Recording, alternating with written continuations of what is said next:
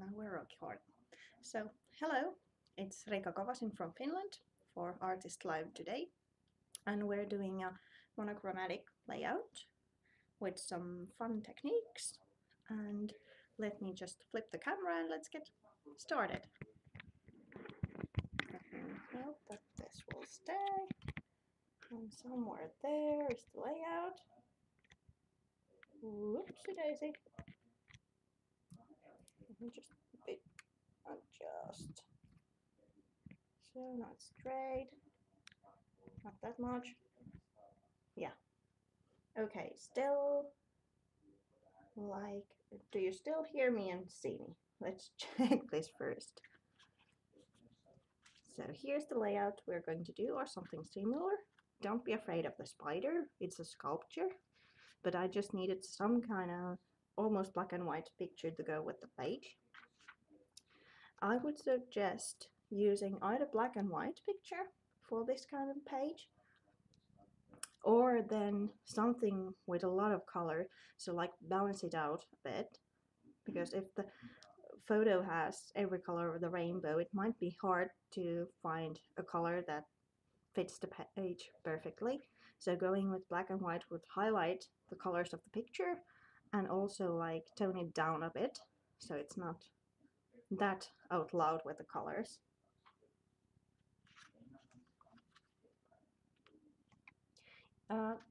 And the spider, you could have seen it before, either this big, so that's a house there, so it's quite huge, or then there's mini ones. This was in the yard of a museum in Stockholm, the Modern Museum. Sorry, I can't remember the artist right now, but it was really fun to see. They had this time-lapse video of the construction of the spider, how it arrived there with like a lot of containers and they put it together. But the exhibition has traveled all world around, and there's the miniature spiders in different cities around the world. So let's get started. Let me just move this somewhere. So as we are going to do something watercolor-like, we're going to need a surface for that. Of course, we could use the paper itself, but as it absorbs the moisture really fast, gesso is a perfect way to give us a bit more time. So I'm just using white gesso. You could also use the like see-through one. What's it called? Clear one for this. So just almost like buttering a bread, like so. Just a bit of gesso there. And the paper I'm using is from 7 Dot Studio. It's from the new collections. This one is called Eulytide.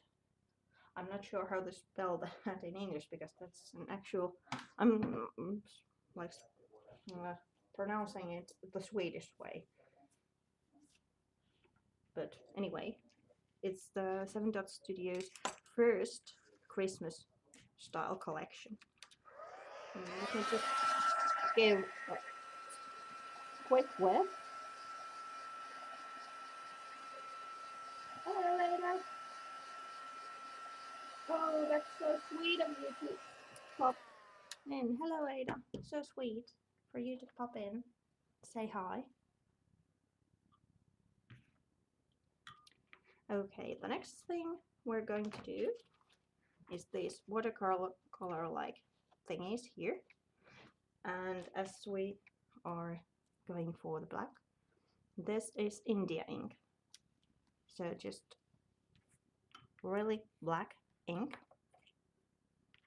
And as I said, really black. So you don't need that much. Actually, it goes a long way. So I'm just pressing some ink to the center almost of the gessoed area, then cleaning my brush. You can see it's really highly pigmented because the water is now all black. And then I'm going with the wet brush and trying to spread the color. So I'm kind of pulling it out from the middle. You can see there how it reacts. Actually, the idea of this times Ustream class came from one of my videos for Mixed Media Place, because I was going through my own videos and like seeing which one was the most liked one and like that. And the highest scoring was a layout I did way back for Mixed Media Place, and it was just monochromatic, so just white and black and shades of grey. So I thought, let's do that for this live too.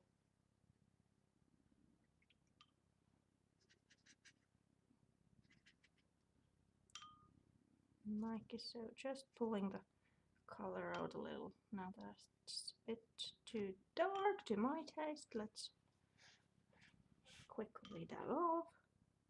And to here I would love to have more of the dark one. So let's do that. See how it goes. Okay, then let's try.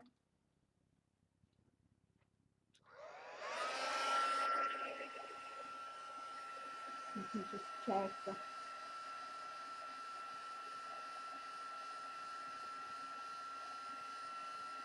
Yeah, Joanne, I'm thinking it's the same sculpture because the sculptures of the spiders are around the world. So I'm thinking it's the same. Hi, Kaka. Yeah, I know that, but advertisements are sometimes really horrible.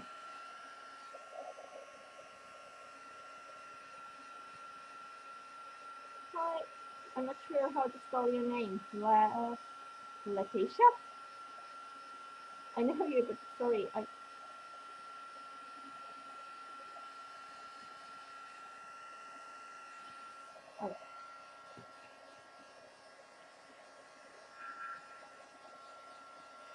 While I'm doing this, I'm also trying to allow the links.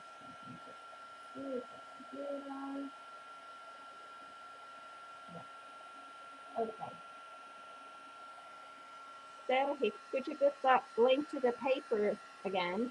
Now I like the links, so it should work better. Okay, let's be satisfied with that.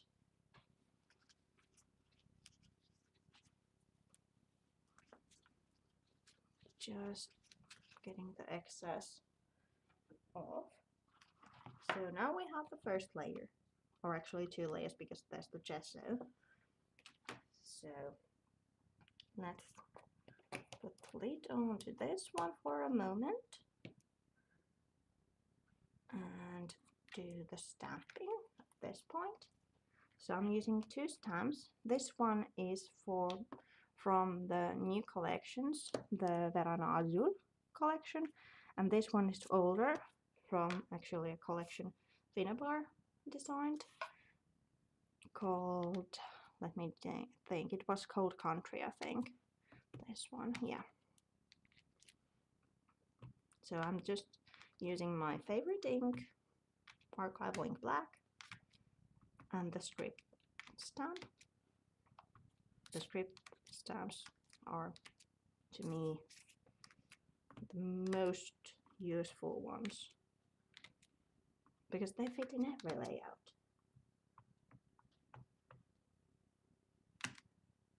So I'm just going around the design with the stamp and then adding a few of these.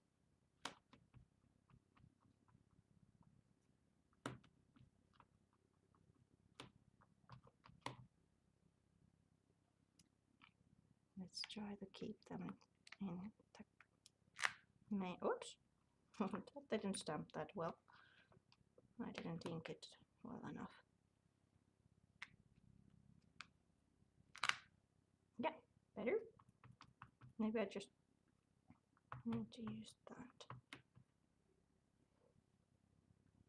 I've been trying this stamp both with the block and without the block, and I'm still not sure which one I prefer, because normally I don't use a block, I just stamp, because then I can manipulate the stamp. But with this stamp, because there's a huge risk of getting those kind of ink blotches, I've sometimes used the block. Let me get those away. So now we have the painty touches and the stamping. Now it's time to add this one.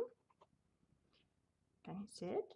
It's sparkly and dimensional. So for that we need a few things.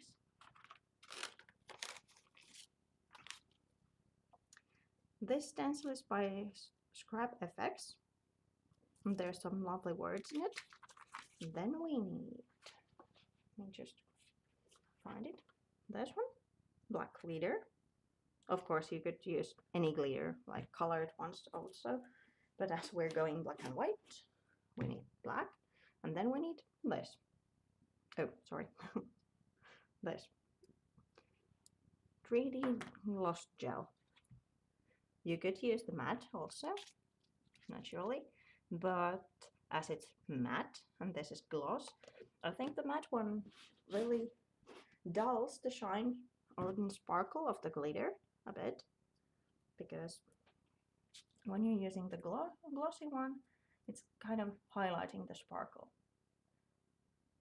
So that paste is really simple, just mixing the 3D gel with some glitter, and you have your own custom glitter paste.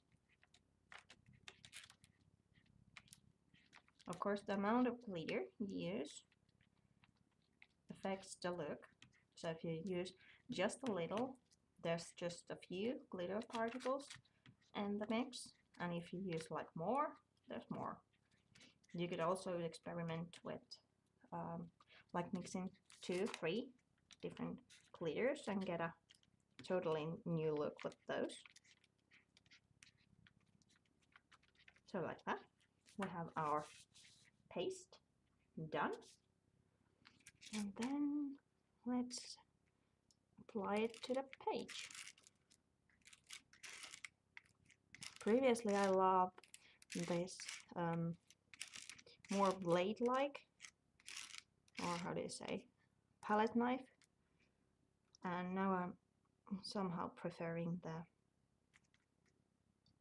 I'm thinking of like the knife you use to butter your bread. This is more like it. So just using the paste through the stencil to get the words showing. Whoops, that's well, maybe that's underneath the paper layers anyway, after all.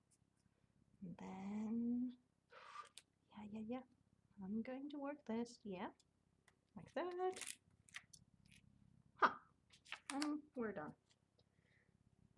Now, as the 3D gel is gel medium and it's an adhesive, so you need to clean your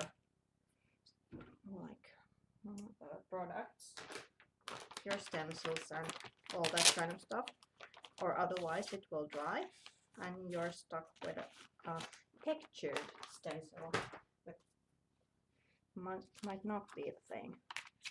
But as I'm not going to run to the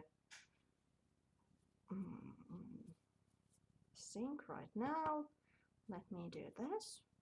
So I'm trying to keep the gel like moist until the end of the show, and then I can wash this.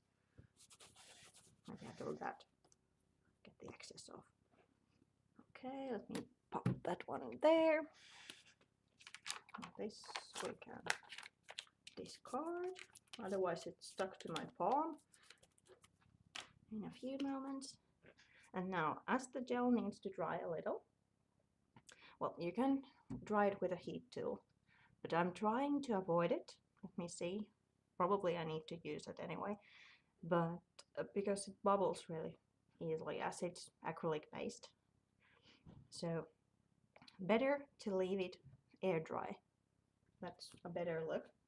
So let me just move this over and let's start with the paper layers. Make that one ready. And let me just turn the light on.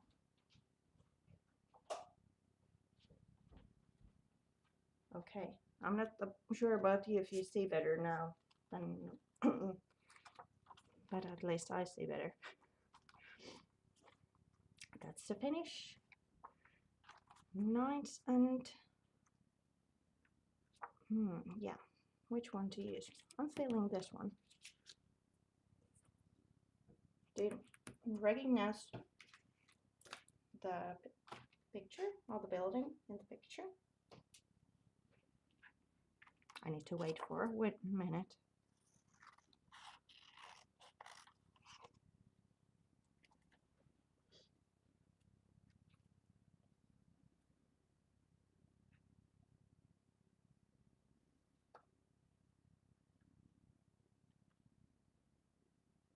Yeah, the stencil is actually really awesome. I love those words because the lettering is just the right size. It's not too big and it's not too little.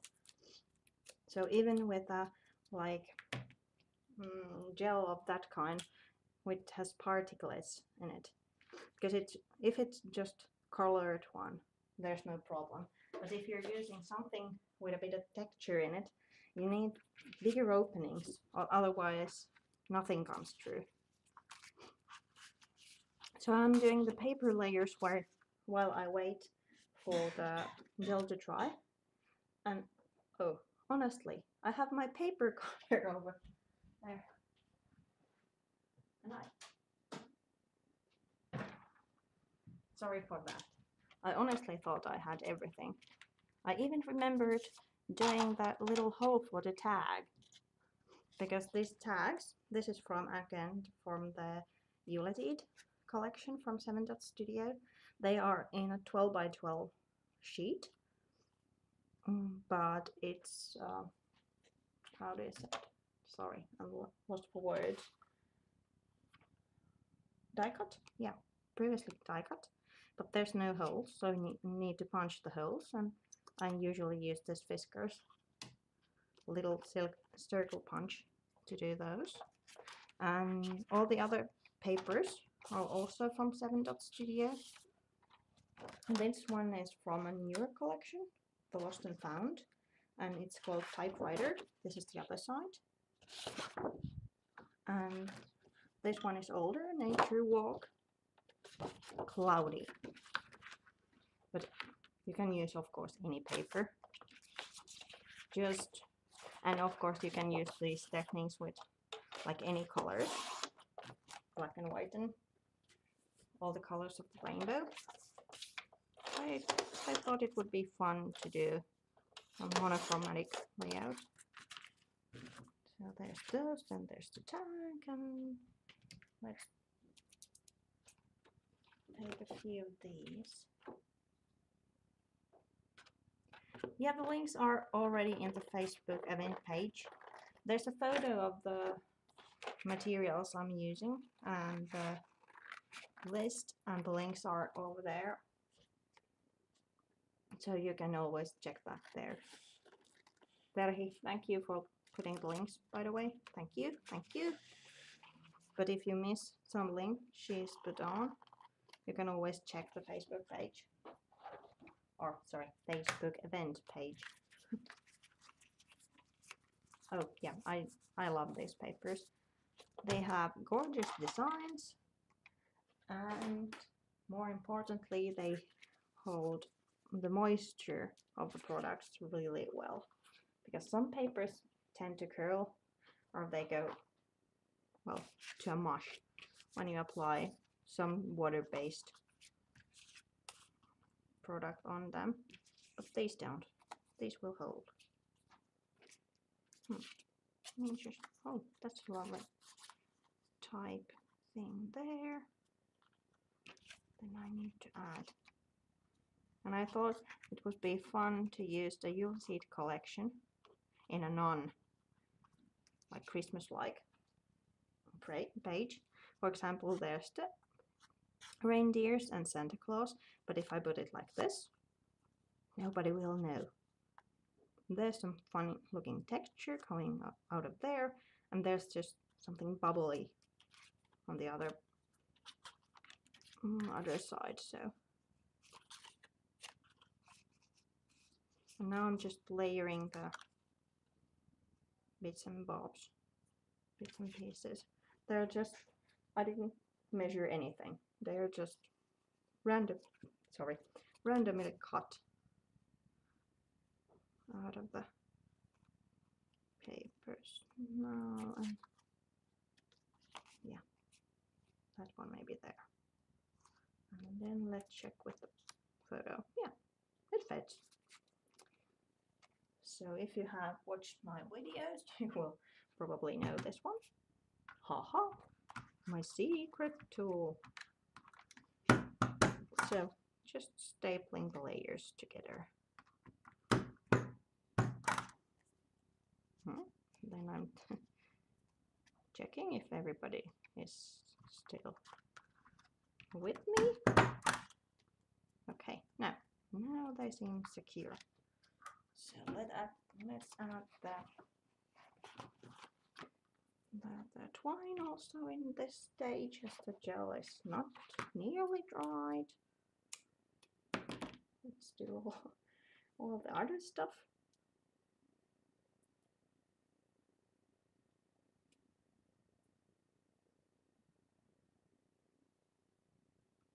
Thank you for putting the link to the stencil again, you streamer.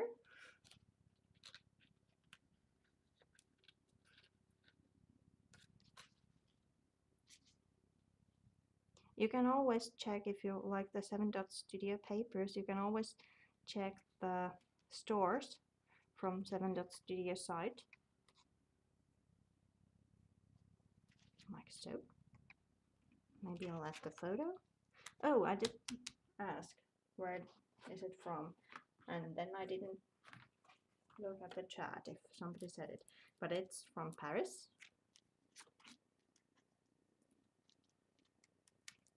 In this building.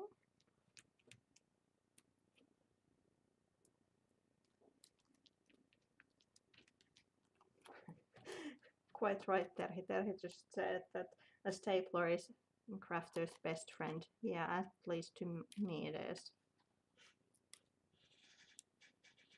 Back in the day I used to like put the double-sided tape to every layer, and the end result was I had this kind of composition ready to go. Then I taped it down and it was something completely different. So that began to annoy me. So I saw in some video somebody using the stapler and I thought, aha, that's a brilliant idea. And ever since I've been using a stapler. So now we have the cluster here ready to go. We have the background there, not dry, but hey, let's dry it a bit. Or maybe actually too many things. Maybe I will do the splashes again at this point, so then I can dry them all at the same time. As the water is not completely black yet, hopefully. Let me add the white splashes first, if I can get the jar open.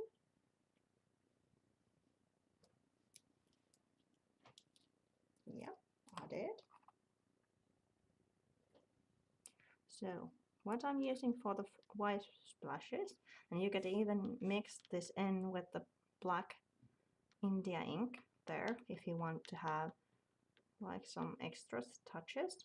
This is white watercolor. Well, it has to be, well, I guess the English word is still the same, watercolor, but in Finnish we have two words for this stuff.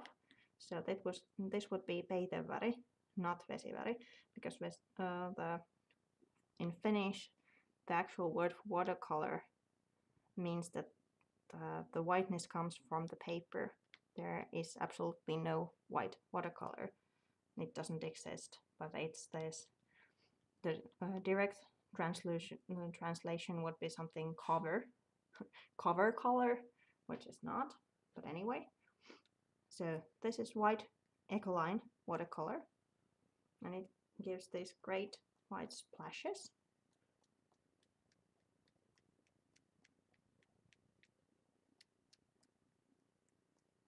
What you could use this for, actually, it's winter layouts or winter cards, because the small white splashes look almost like snow falling.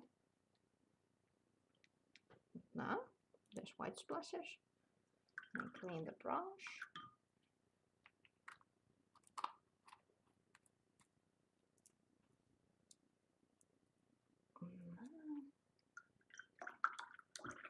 And then let's do the black ones. And yes, I'm using the India ink for the black ones. I could like dry the layout between the layers, but I'm thinking it will be quite fun to see the white and black mix. Whoops, there's the big ones. Let's get them, the big ones near the photo, and then just the small ones across the page, like so. Okay.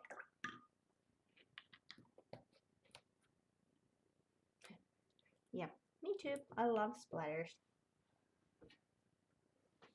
In layouts. I don't like splatter movies. Ha ha, I'm so funny. Yes, now let's try. And I'm trying not to boil the letters. Like wouldn't be fun.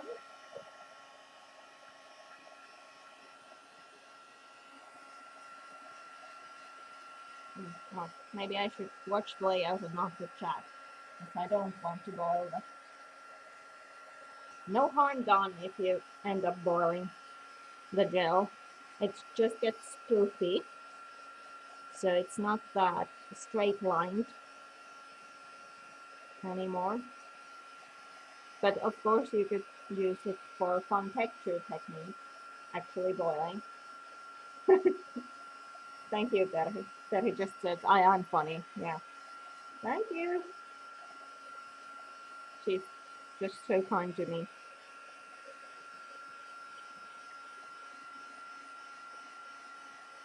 Ooh, shaker cards. Those are pretty.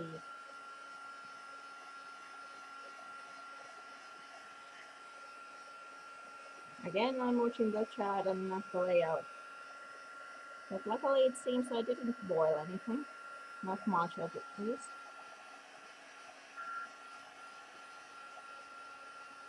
There's a big amount of the gel that is not going to dry. And there's the huge splashes. But if I now add, I'm going to remove the. Thank you, Jaya.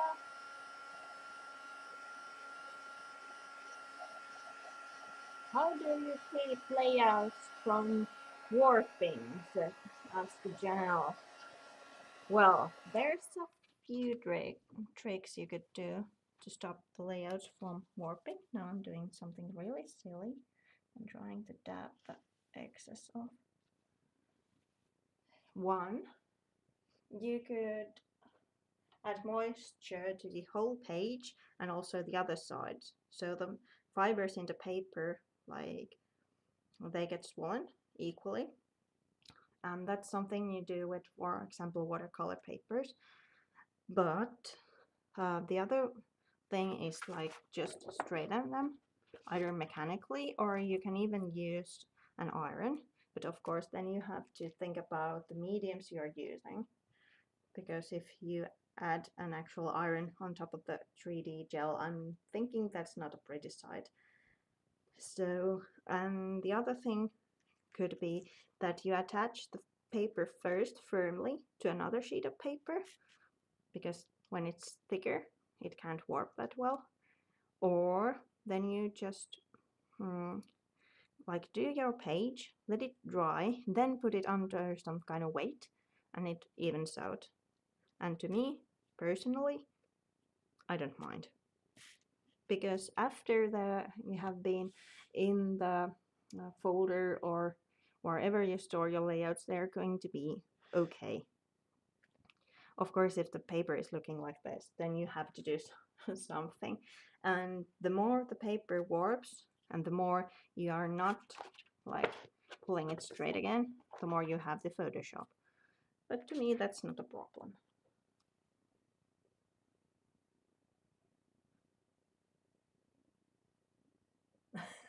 That's funny. Katka just says that her husband don't understand mixed media. I'm not sure if my husband does that either, in a sense. He just knows I'm enjoying myself and he can do music while I play with inks and stuff. So, where to put this? I'm thinking this was a good position. So let's add some, maybe even glue. Okay, I don't have glue here.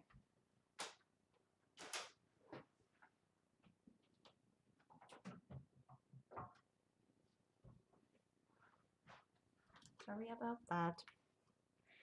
Paper trimmer and glue, not in the table. That's a bit weird. But I did manage to take almost everything else. Oh,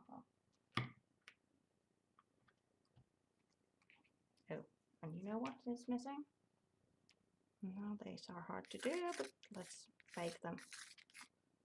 A few of the pencil lines. Of course, it would be better if the gel was dry at this point.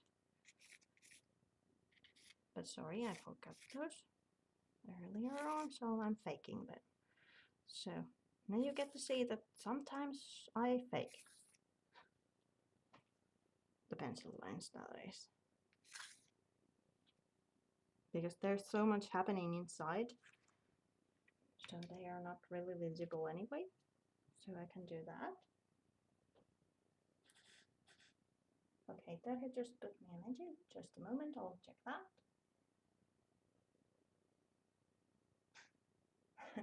How do I succeed keeping my hands clean? Well, I don't. Now I have relatively clean hands.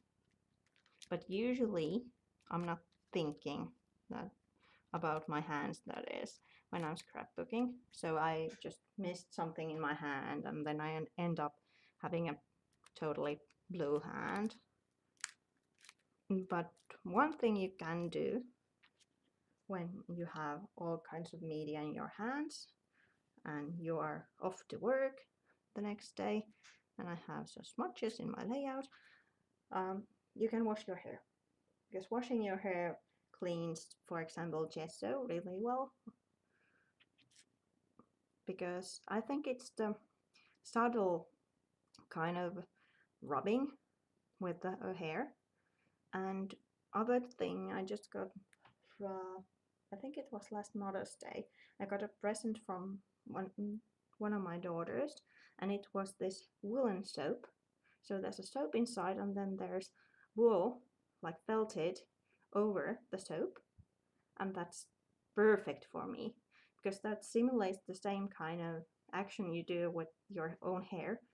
So washing my hands with that kind of soap, it's perfect. But still, I don't usually have this clean hands. Not after like a weekend of mixed media, after all. So now we have the background and the layers, and the gel is still looking a bit funny, but after it dries, the gel itself dries clear. So you just see the glitter in there. So it's the shine and the glitter that makes the texture. So now we just need to add a few embellishments and do this. One of the embellishments. So in the materials list I put a book page and these are Epiphany Crafts bubble caps, and these are like clear epoxy stickers. So I'm thinking I'm using the words or the words of this one. I got this from an ATC exchange, so I think this is Germany, but anyway, an old book page, like that. So it's some clear bubble gap with like adhesive backing, so you can make your own kind of flare buttons with it.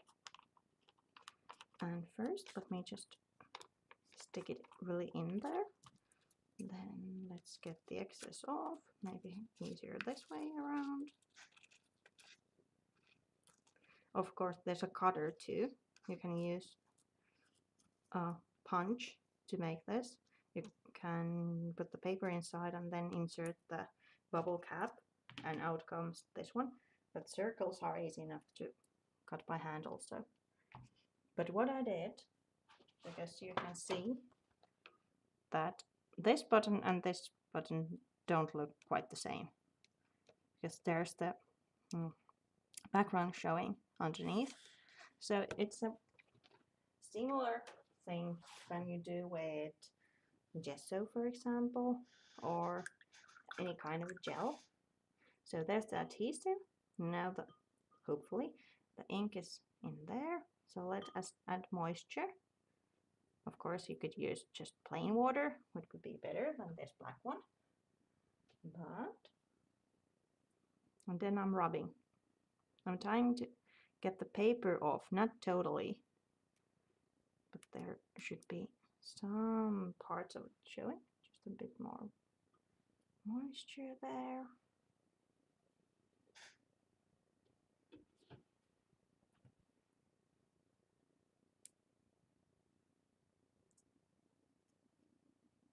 And these Epiphany Crafts buttons or bubble caps come in a variety of sizes and shapes. There's chevron, kind of arrow thing also, which is great.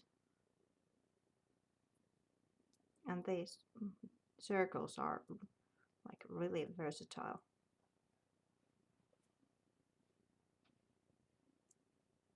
So now, as you can see, hopefully it did not totally dry, but it's more see-through because there's the paper backing. Let me just grab something white being removed, so it shows that whatever is underneath through it, just a bit more. And I'm deliberately like taking off paper here and not the whole way, because I like that there's the different textures are still showing. Okay, I'm thinking that is good. Now where to put it? Maybe there, if I have something else here. So let's add the other embellishments. Let me just pop in the sample, because there's just a few stickers and a line. And these are the sticker sheets I'm using. So they are both from the Lost and Found collection, again from 7 Dot Studio. And these are element stickers and these are word stickers. These are, for example, great if you do cards or you have like a hard time deciding a title for your layout, because there's always something funny, Destiny's Calling or Specimen A, or some kinds of wordings you can use in many pages. Let me take a note. Reach for the stars. From ours to yours. Be brave for the crafts of breed. Be at peace. Let's go with that. That's a church anyway, so.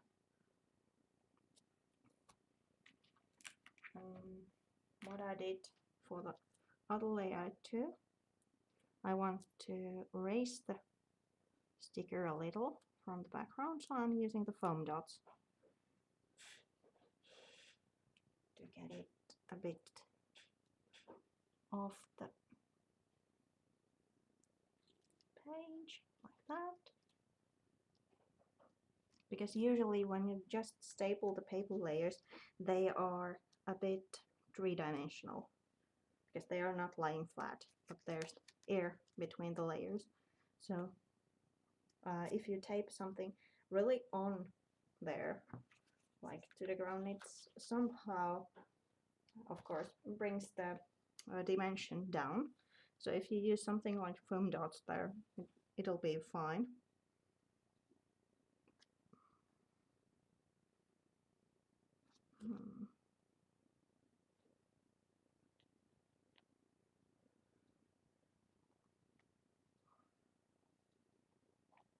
I'm just trying to think what to include there. Maybe that one.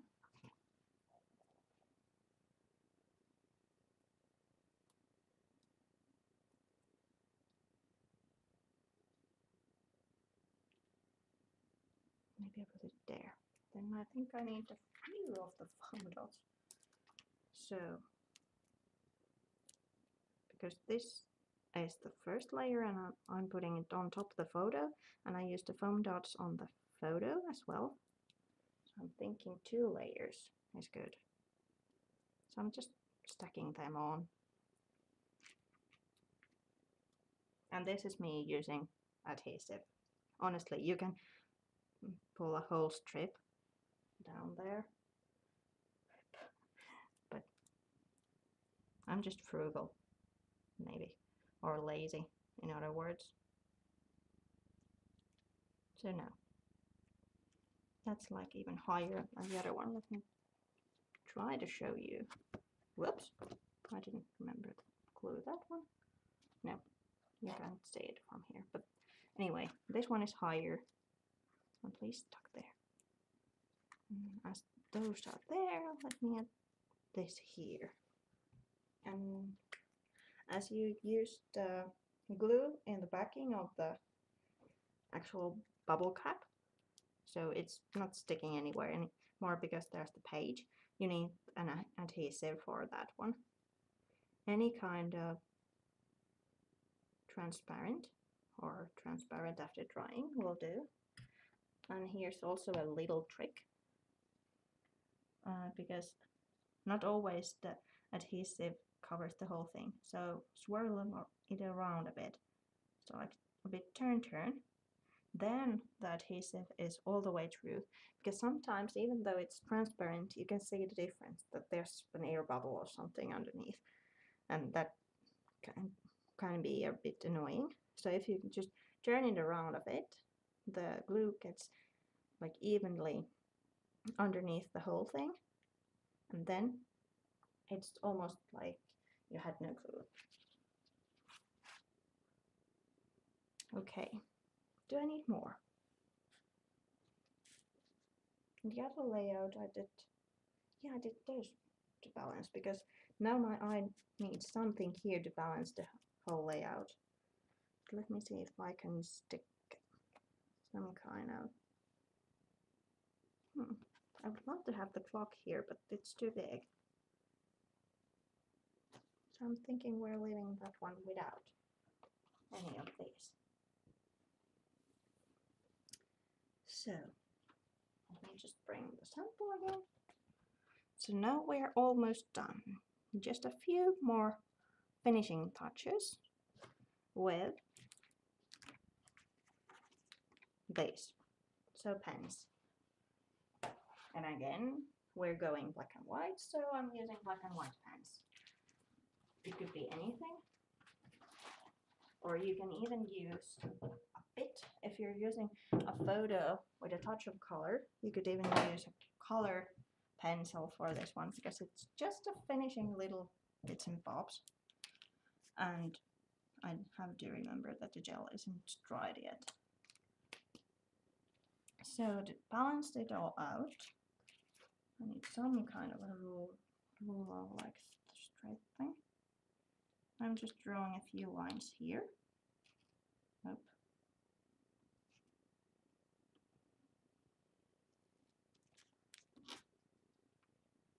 I usually don't measure anything, so drawing a straight line, it's not a ruler, it's pencil in my case. But of course, if you like to use a ruler and really have straight lines straight, this would be perfect time for that.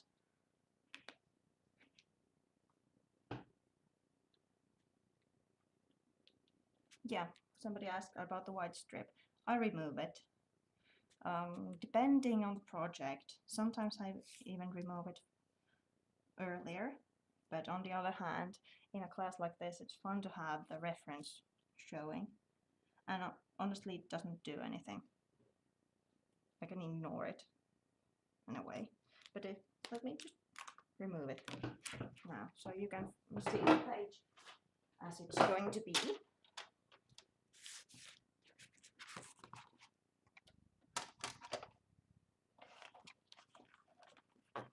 Let's see, just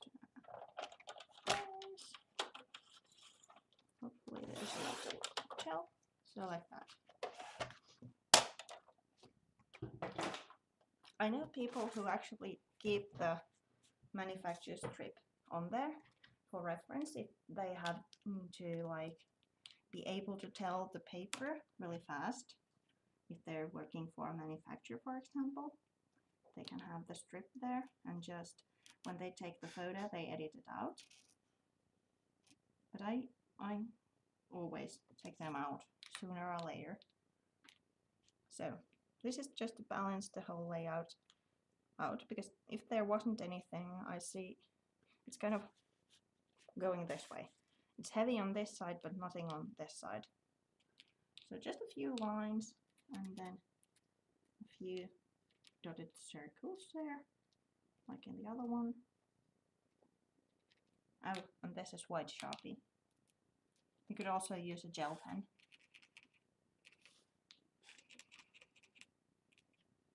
And then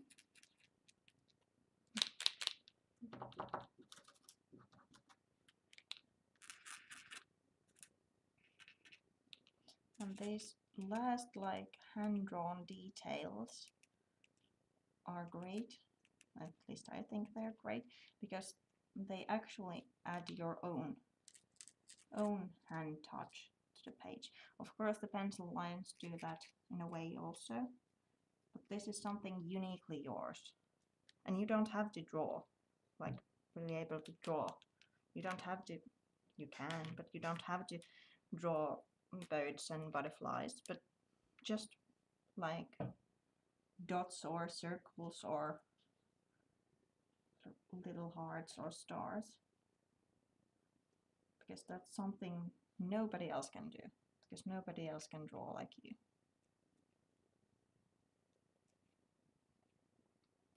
So for example, I'm just doing little circles and dots here and there, using again black and white. Whoops, okay, that's a bit big. Let's put a few others in there. That's funny looking. Let's put another cluster here, like so. Okay, I'm thinking we're done. And we finish early, yay!